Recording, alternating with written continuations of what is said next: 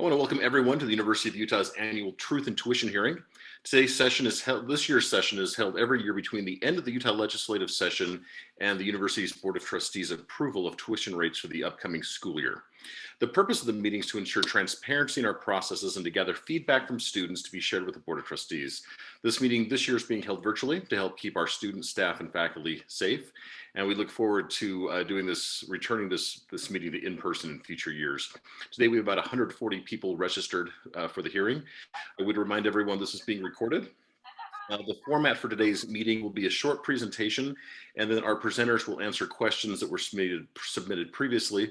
If you do have a question or a comment, we'll try to get to those questions and you can put those in the chat. If we're not able in the hour to get to your question, please include it. And when we post this, we'll include answers. Also, if you have a comment that you want included in the record for the Board of Trustees, you can put that in the chat as well. Again, we will keep this meeting to about an hour. Today we're joined by a number of members of the university's Board of Trustees, and we welcome them today. We appreciate them being on with us. Today's presenters will include Dr. Mark Winter, who is our Associate Vice President for Budget and Finance, Dr. Dan Reed, who is the university's Senior Vice President for Academic Affairs, Dr. Lori McDonald, who is the Vice President for Student Affairs, and Dr. Martha Bradley Evans, who is our Senior Associate Vice President for Academic Affairs and Dean of Undergraduate Studies. So again, I'll turn the time over to Dr. Reed in just a moment, but again, after the presentation, we'll get to our questions. So with that, Dr. Reed. Thanks very much, Chris, and thank you all for joining us. As Chris said, we very much look forward to when we can resume these conversations in person. I know we all miss the interaction, but this is an important part of the shared governance process, an opportunity to gain insights and perspectives from you as we talk about proposed plans for tuition increases for the academic year to begin. So we look forward to a lively conversation. I'm delighted to have the trustees and our colleagues here. And with that, I will hand the floor to my colleague, Mark Winter, who will walk through the specifics of the tuition proposal. Then we'll talk about some other issues about student enrollment, student services, and then we'll turn to questions. And so with that, Mark, the floor is yours. Thank you very much, Dan. I appreciate it, and I appreciate everyone's time and for joining us today. This year, the total proposed tuition increase of tuition and fees combined works out to be about 1.8%. or $75.22 for a full-time undergraduate resident student. This year, it's a little bit different than previous years when we've presented this information. Because we're moving some student fees, we're going to discontinue charging those as student fees, and they will be moved into the regular tuition charge as university services instead of specific student fee related services. The services will continue. It's just that we will be funding them out of general university funding instead. So the tuition increase itself, the most that we will be asking for is 2.5%, which is $105.22 per semester for a full-time undergraduate resident student. And the reason it's up to 2.5% today, our Board of Trustees will meet later this week to vote to make their recommendation, and then these recommendations will be made to the State Board of Higher Education on March 25th, and that's where the final amount will be approved. But our request will be no greater than 2.5% at the most for tuition. Again, we are going to reduce the mandatory student fees by moving 4 student fees into tuition, and that will lower the overall rate increase to the 1.8% shown on the screen. So the total tuition revenues at the University of Utah for the current academic year are about $245 million. The increase, the decrease in student fees does equal that $29.50 or 4.73%, and the overall increase is no more than 1.8%. Again, totaling that $75.22 per semester. The Board of Trustees will meet this week, and the final meeting will be on that meeting March 25th, when we're actually scheduled to present to the Board of Higher Education. Their meeting extends to Friday, the 26th. So the final decision will be made at the end of those two meetings. So it may not be the 25th. Just to give a little bit of context as we head into these recommendations, the University of Utah, like all of our students and community around us, has been hit hard by the financial impact and the social and medical impact of the COVID-19 pandemic as well. Last year, at the beginning of the year, we were asked to cut our state-based budget by 2.5%. So we're starting off this year with it from a little bit of a hole from where we were at last year at this time planning. To help deal with some of the financial challenges, we've implemented hiring salary freezes this year. We've had purchasing and travel restrictions put in place. Salary increases for the year that we had planned on providing for our employees, faculty, staff were eliminated. And so the impact of that is going to be that by the beginning of this next fiscal year, our faculty and our staff will have had no salary increases for 2 years. And that's not uncommon with many areas in the economy and within the state. But it is challenging, as you can imagine, to ask employees to keep working as hard and as long hours as they are without being able to reward some of that dedication and work. And of course, there's been additional COVID-19 related expenses. We've certainly lost a lot of revenue from facilities having to close, but the bigger challenge has been the expense side and trying to make sure that our staff and our students are safe and we can continue to offer a world-class education in a manner that does not put their health at risk. And we've gone out of our way. And there's been some really amazing work done by people on campus to make sure that all of this happens. People may not recognize the amount of work, everyone from custodial staff to the medical staff at our hospital and clinics, to faculty, to staff members, and even students have done their part to help continue the educational experience in a safe way. But that has come with some costs, as we've had to buy additional cleaning equipment or safety equipment and precautions. We know that there's been an impact to the university. We are very aware that there's been an impact to the students as well. We understand students have often been in positions where they've lost jobs, they've lost access to funding. They may even have lost access to housing that they'd planned on utilizing for the school year. And of course, most all of our courses have been online recently, and we know that that's not been ideal for students, and it's been challenging for them as well. And we don't take increasing any of our tuition lightly. We know students are already paying a lot for tuition. So we have done everything we can to help students this past year, and we've done everything we can to keep our tuition increase as low as possible. This past year, because courses have been mostly online, we reduced our mandatory student fees by $150 a semester. That was meant to recognize that there were some facilities that students didn't have physical access to, but there are facilities that we still have to maintain and keep operational so that when classes come back, students will be able to utilize those again. Any online fees were waived. Normally, we would have charged a $60 online course fee. Of course, with all courses being online, that didn't make sense to do that. So that was waived. We did not raise our tuition for summer and fall semester that had been approved last year, which resulted in tuition being lower for students. And the flip side was it was some lost revenue that the university had counted on for teaching purposes. But certainly with the situation students were in, we felt like it was the right thing to delay those increases. We received some money from the federal governments. Many of you have heard of the CARES Act funding. There's been a couple different funding legislative acts passed. The first one resulted in the university receiving $18 million.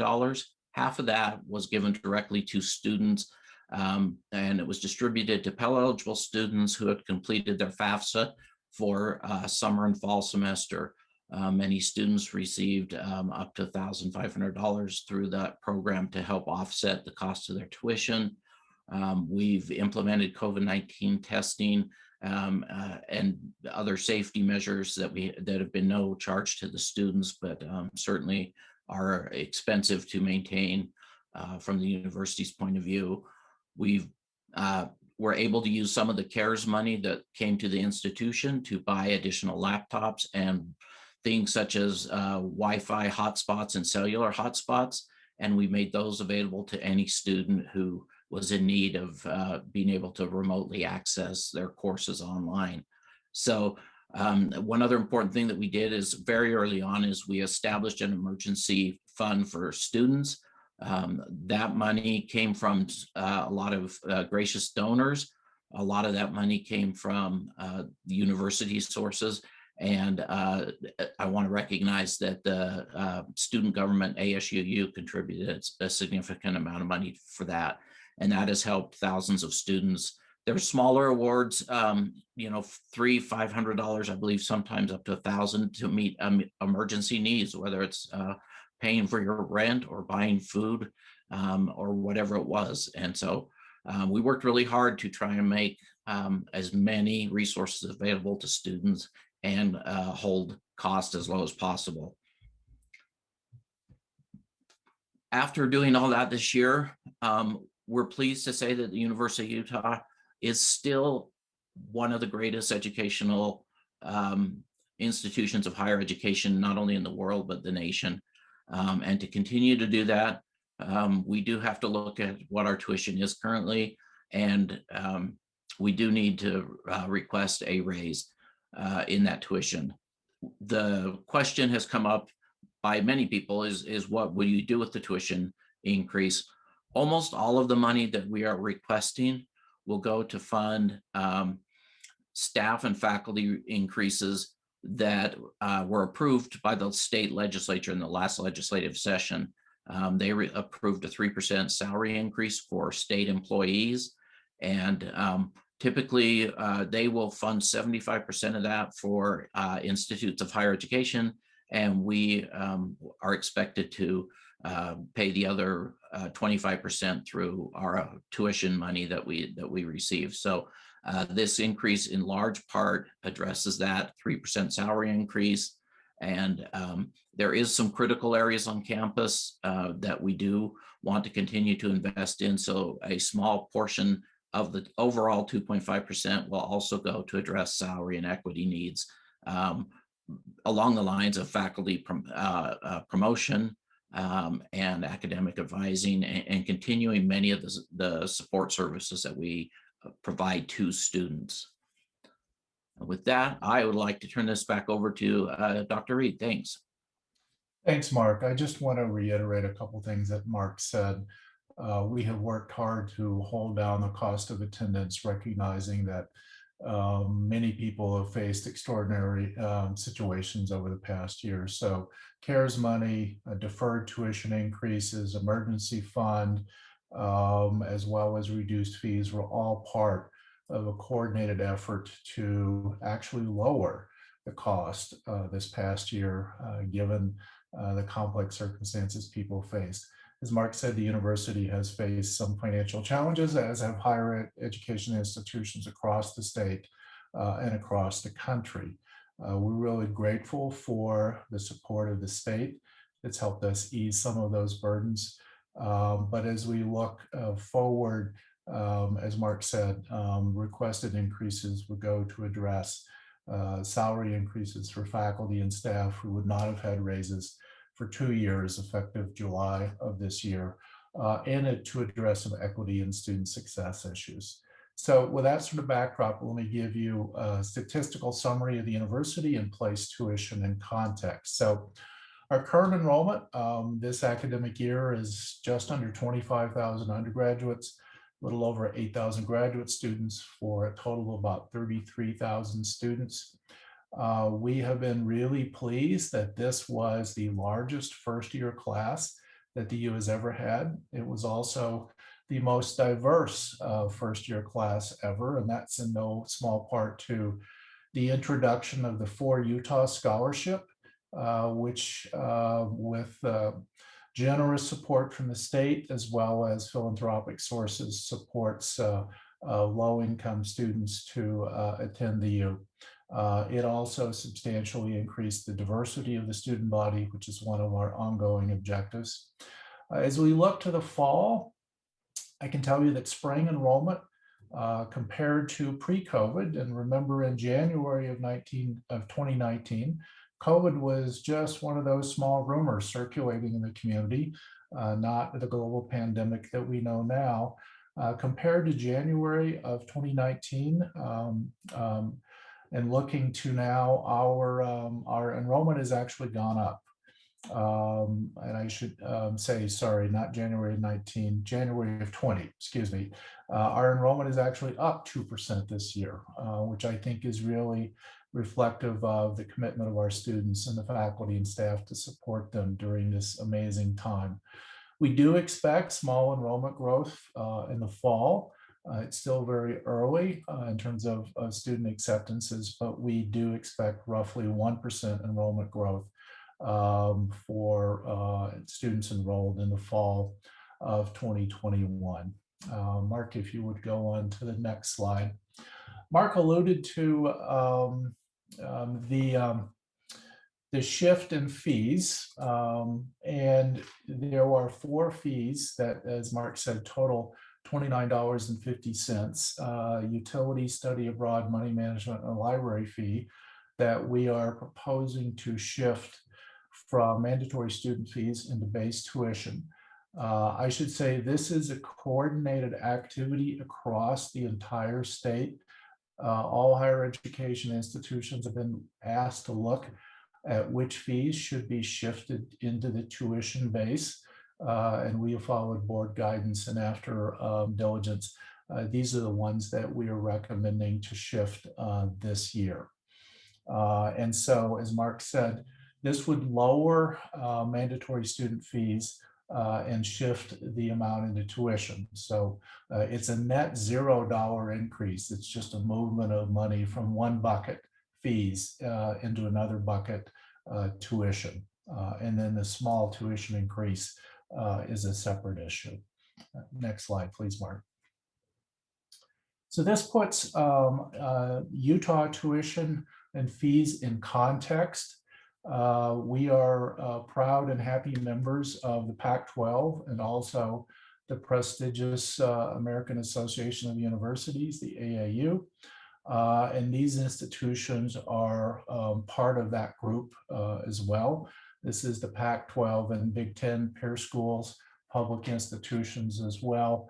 And you can see among those, the University of Utah is the least expensive higher education institution in terms of student fees and tuition among all of those institutions.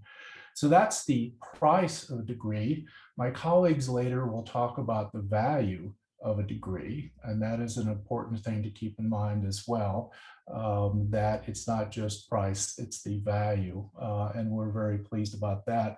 Let's go on to the next slide and try to illustrate that.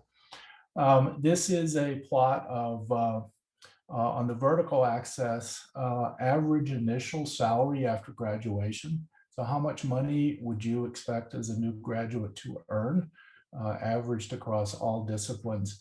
And then on the horizontal axis is graduation rate, and we'll say a bit more about that in a moment. But the key thing is that the University of Utah is at the upper right of this curve. In other words, highest graduation rate and highest starting salaries among institutions in the state of Utah. And so this is another measure of the value of a degree. And money is not the only metric by any means, but it is an important consideration. But equally importantly is graduation rate. And so Mark, let's go on to the next slide. One of the really extraordinary happy stories at the U over the past decade has been the rapid rise in graduation rates among our students. My colleague, Martha Bradley here, has no small part to in making that happen. But four-year graduation rates in the national norm, a measure that's compared nationally, six-year graduation rates, all of our graduation rates have continued to rise over the past decade. We're not where we hope to be. We hope eventually to get into the high 70s or closer to 80, and we're continuing to work assiduously on that. But we continue to make progress, and that reflects the fact that if you enroll at the U, you will graduate. And that is really important because economically, it really matters that you finish a degree. 90% of a degree in terms of coursework does not translate to anywhere near 90% of the economic opportunity. There is a real step function when you finish. And so that graduation rate really, really matters. Thanks, Mark. The U has also rapidly responded to workforce needs in the state. The state has strongly encouraged the U and other institutions to increase the number of so-called STEM degrees. These are science, technology, engineering, and math degrees. The U awards now the largest number of STEM degrees in the state, and those are high-paying jobs that address a major shortfall in the Utah workforce. As Utah's tech economy continues to grow, there's a huge need for additional workers in that space, and the U has responded by hiring faculty and growing the STEM disciplines to support those outcomes. And so let me turn the floor now over to my colleague, Dr. Martha Bradley, who will talk a little bit more in just a second about student success. But let me end by just reminding folks that the U provides a large amount of financial aid to decrease the cost of higher education. We talked about a few examples of those earlier, the $9 million of CARES money that was dispersed as part of the COVID pandemic relief money that was given to the university, the student fee reductions and the emergency fund support. But if you look at total financial aid provided to University of Utah students, 2019-2020 was almost $300 million, over $100 million of scholarships, and just over 32,000 students completed the FAFSA. Those of you who are students watching, let me just say something that's really important. Please, please, please fill out those FAFSA forms. They are the critical determiner and enabler of us able to provide certain types of financial aid. I know that the FAFSA form sometimes seems like a maze. It's not of our doing, it's a federal form, but it is really important that it is completed because that's the gateway for, in many cases, our ability to provide financial support and reduce the cost of higher education. And so with that, Dr. Bradley. As Dan said, our gains in graduation rates really reflect on your success. So keep your eyes on that prize. You should know that everything we do is designed to help you graduate. And some of you may have heard of the Utah Pledge. The pledge is based on best practices that we know will help you succeed academically. And the 4 components of the Utah Pledge represent an investment in programs we know will help you grow. We promise you that every one of you can start in a supportive learning community like the LEAP program, Block U, Business Scholars, Humanities Scholars, where you're going to be supported by wraparound support. We promise you that you'll have mentors, you'll have academic advisors, you'll have advocates who will help you make choices and make a plan to finish and to help you find opportunities that will really help you maximize your time at the U. And those might include undergraduate research or community-based learning or internships or becoming a Muse Scholar. Deeply engaged learning opportunities like these ones will help you discover new strengths.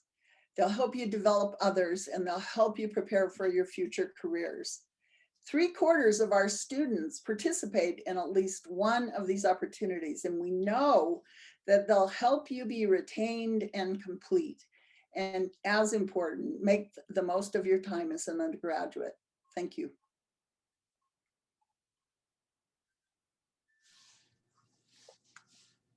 Hello.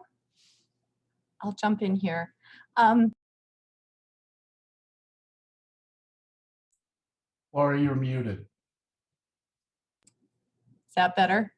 Much better. Thank you. Okay, thank you.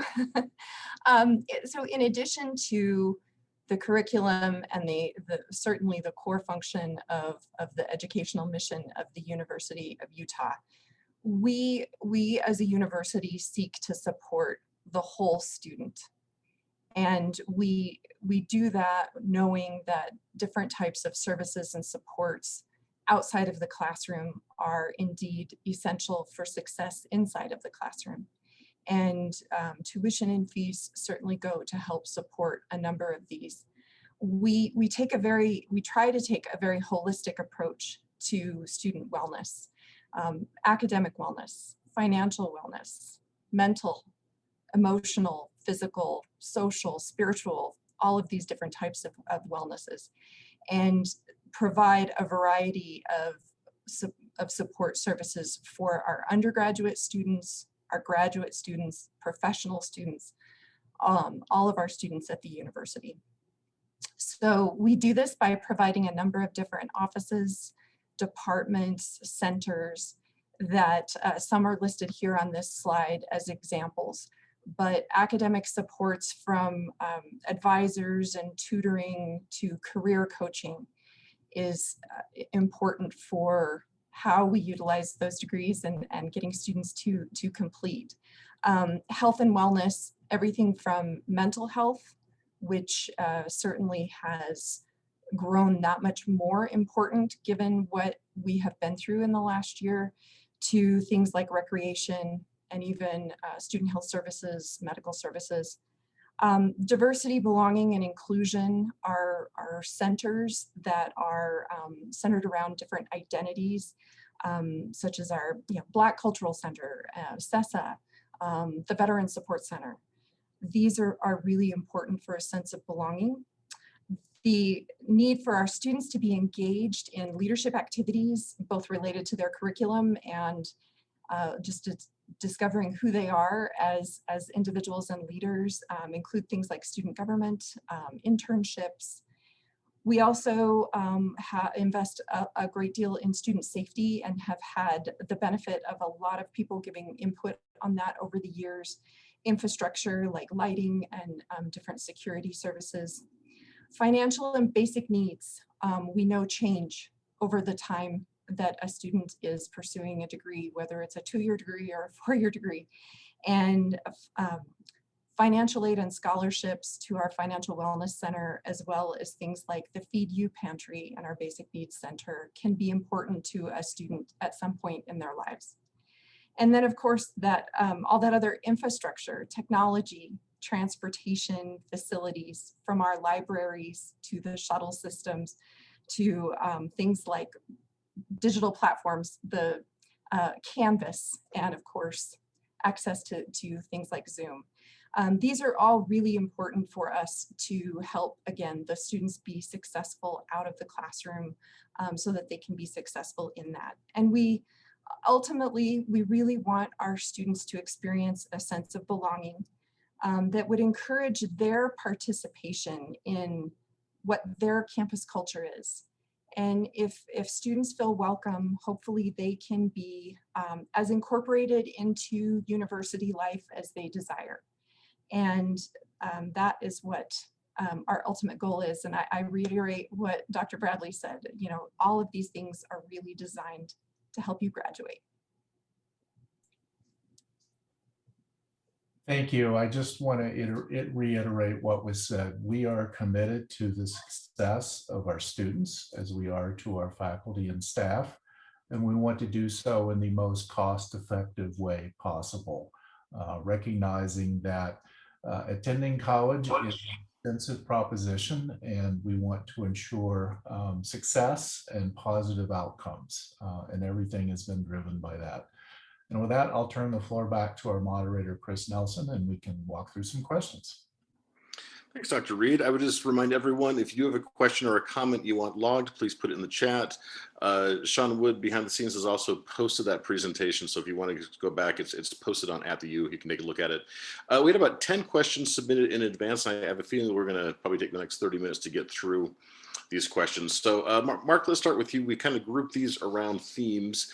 And the first 3 or 4 are kind of around questions around, we're in a recession, my classes are online. So the first question, I'll just read it verbatim. This is not a good time to increase student fees, given that there is a recession. That's probably more of a statement than a question, but how would you respond to that?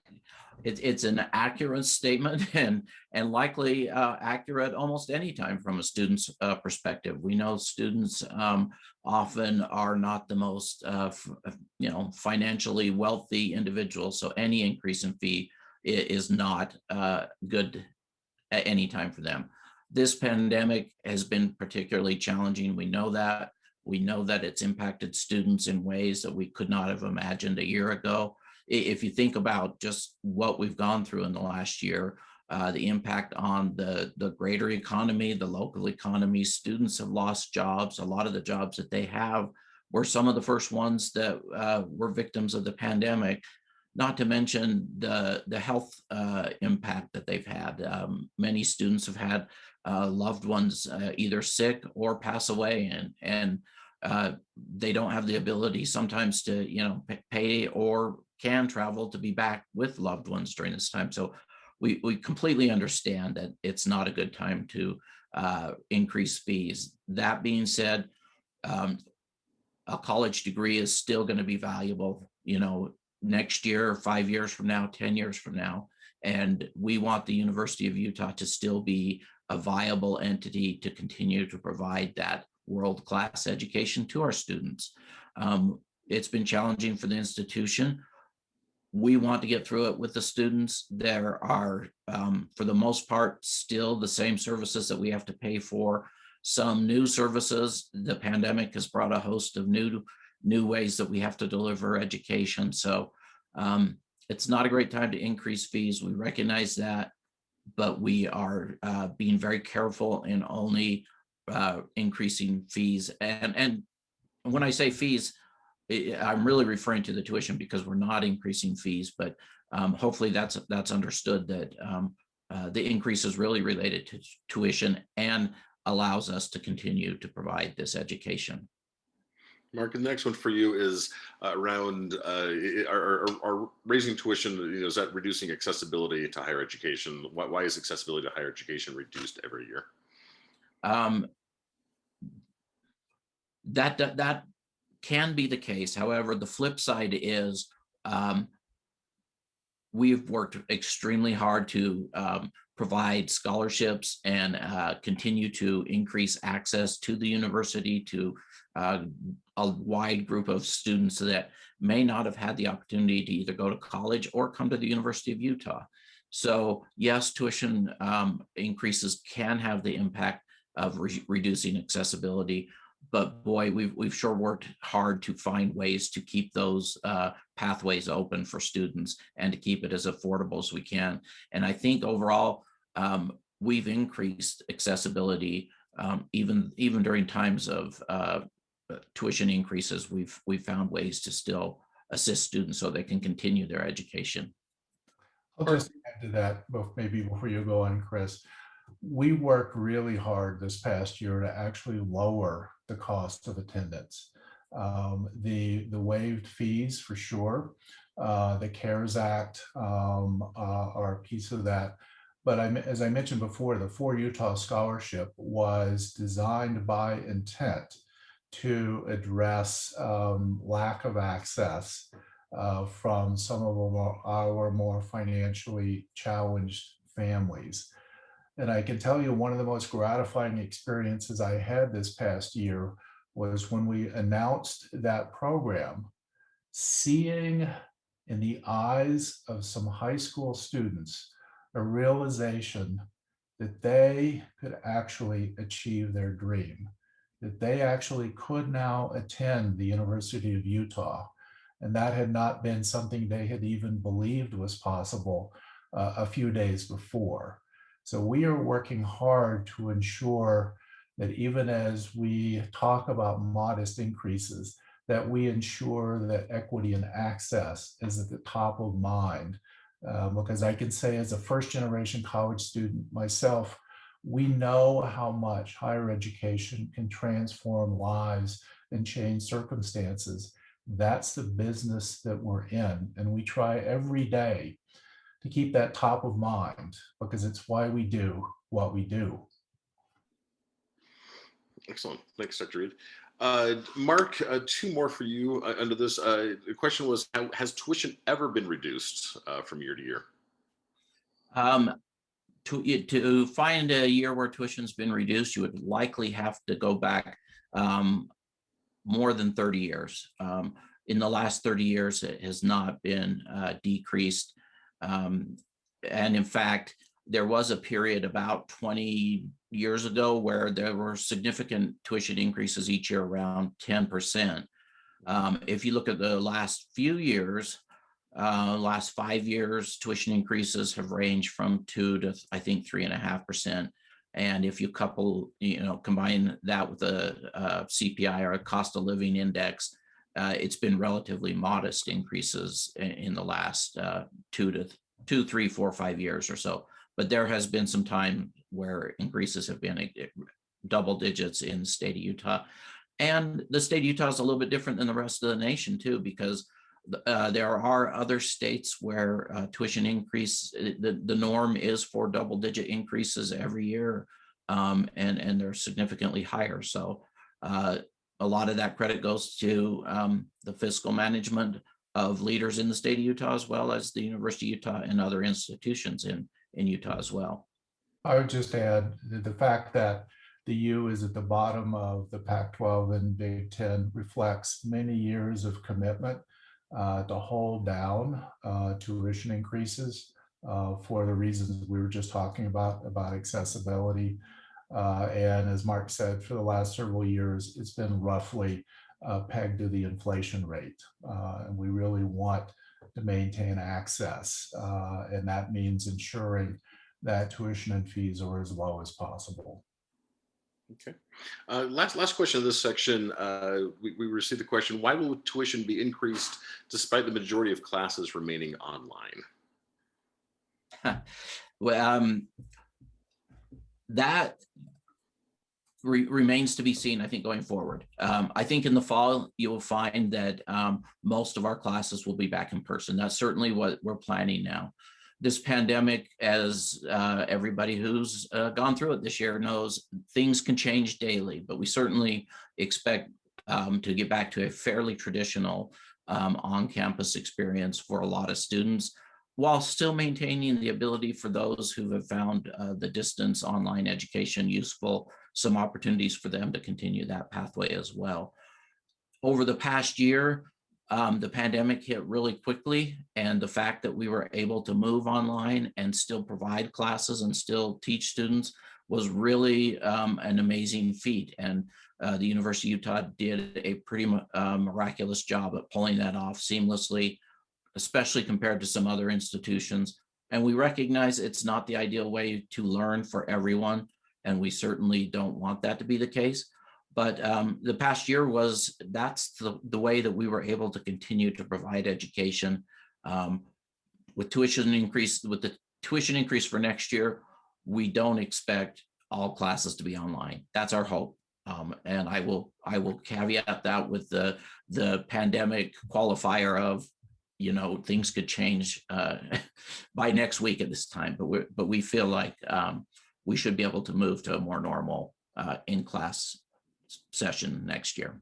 Certainly, as we look at projected vaccination rates, we really hope and expect that our students, our faculty, and our staff will have been vaccinated over the summer. And we do expect to have a real in-person experience this fall. So you heard it here. There are always qualifiers. about unexpected events. But barring those, we will absolutely have an in-person experience in the overwhelming majority of our classes in person this fall. Dr. Reed, a couple for you, and you kind of just answered this one, so I'll take these out of order. One question is, why did my tuition for medical school increase even though we are in the middle of a pandemic, and all of my classes are online? Anything you want to add to your previous answer?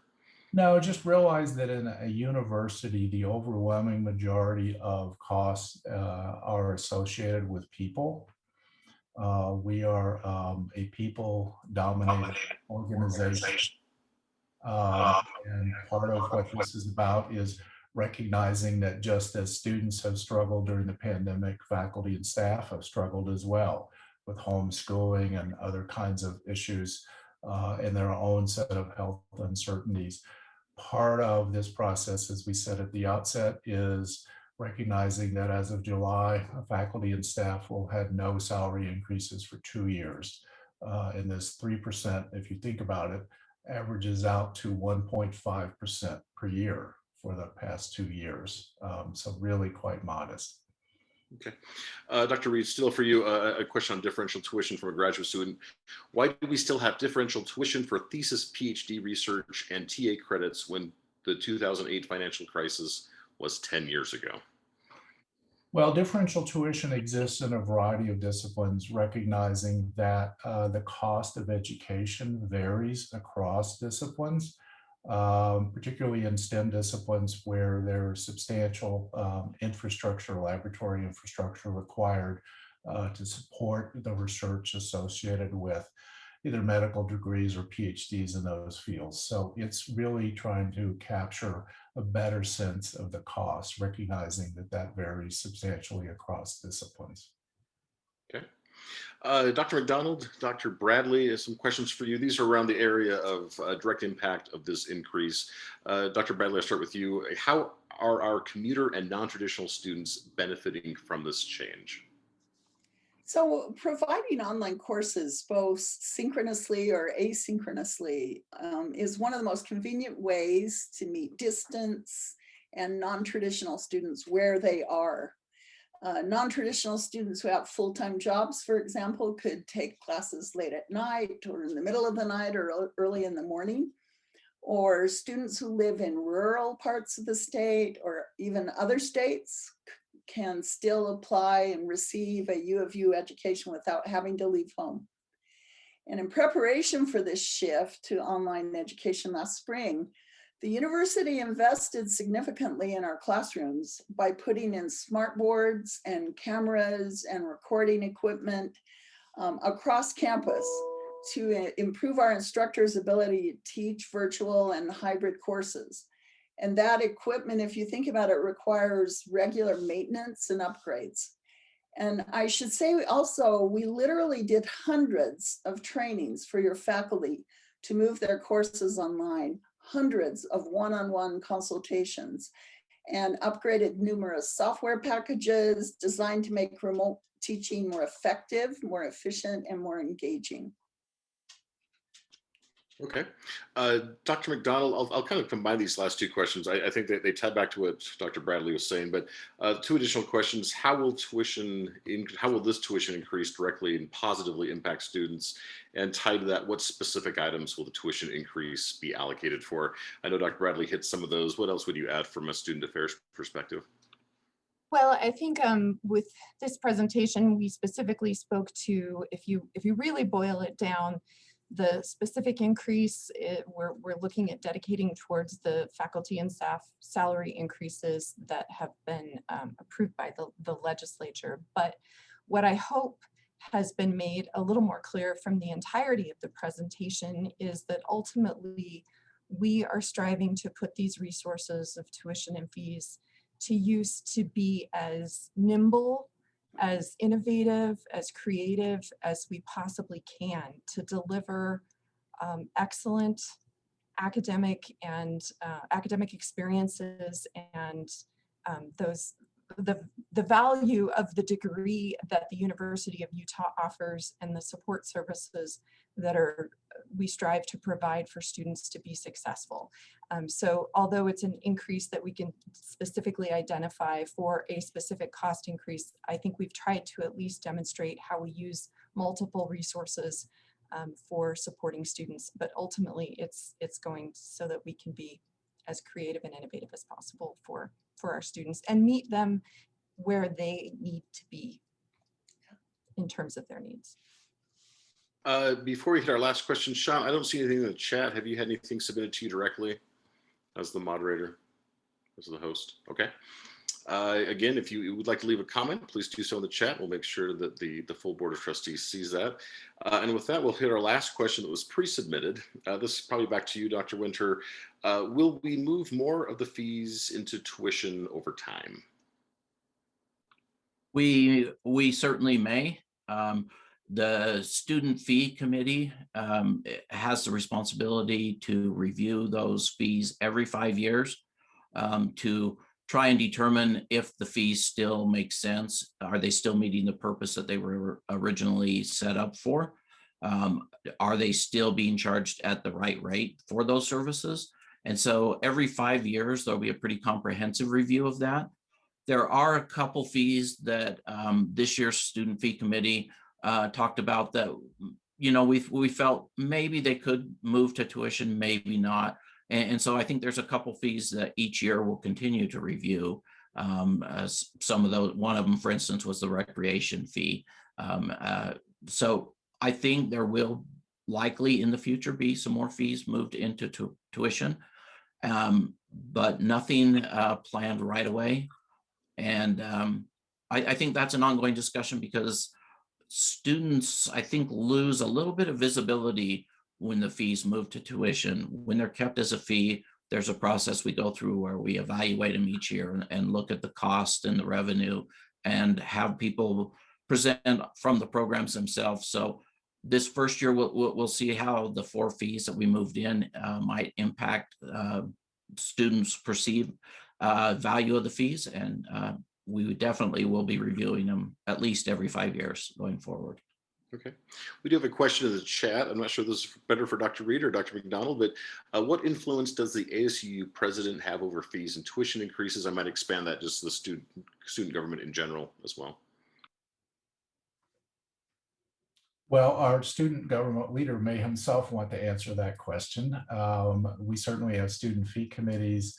Our student body president is a voting member of our trustees, and so has a voice just like any of our other trustees do. But Ephraim, I don't know if you want to speak for yourself here. I'm happy to. I think ultimately my influence, so to speak, is your influence. Speaking to students, that is. I do sit on the student fee board, and I'm a voting member on that. I sit on the board of trustees as well. And really in any space that I'm in, I try to convey the wants and needs of students. I always try to communicate that, we are in a pandemic. There are a lot of students who are really battling a lot of different things, and so ideally tuition increasing wouldn't be the most it's not something that's going to lighten one's burdens. Of course, there's kind of pull and tug at every level, and there's the legislature that's involved and a lot of different factors that go into play when it comes to tuition and fees. But at the end of the day, my priority is communicating the wants and needs of students as far as tuition and fees go. Dr. McDonald, anything to add? Okay. All right. With that, I don't see any new questions. Dr. Reed, I'll turn it over to you for last words. Thank you. First of all, thank you for all for participating. This is an important part, as our student body president just said, of collaborative decision making. We really want to hear from voices from across our campus so that we have input for an informed decision. As I think you've heard, our primary focus now and always is on student success. That's why we are here, and to ensure we do so in a cost-effective way. We're grateful to the legislature for its generous support, particularly in funding part of the 3% increase as they normally do. As you heard, a big part of this increase is about the match for that the university is expected to provide. And as you saw, the increase in cost of attendance would be no more than about $75. And that is a net increase of no more than 1.8% across student and fees, no more than 2.5% for tuition. As you also saw, the U is an incredible bargain compared to our national peers. We want to keep it that way because we think the combination of low cost and high quality is what distinguishes the U and creates the value for a University of Utah education and sends our students out with low student debt, prepared to succeed in the global economy. And so we thank you for input. We welcome other questions. As Chris said at the outset, we'll be happy to answer those in a Q&A along with this video. But we thank you for the chance to talk to you today. And we certainly hope that this time next year, this is an in-person experience. Thanks, everybody. And as Sean said, panelists are welcome to close out, and let's roll out so we don't interrupt the live feed. Thanks, everybody. And thank you to Rebecca Walsh and Sean Wood behind the scenes for making this happen.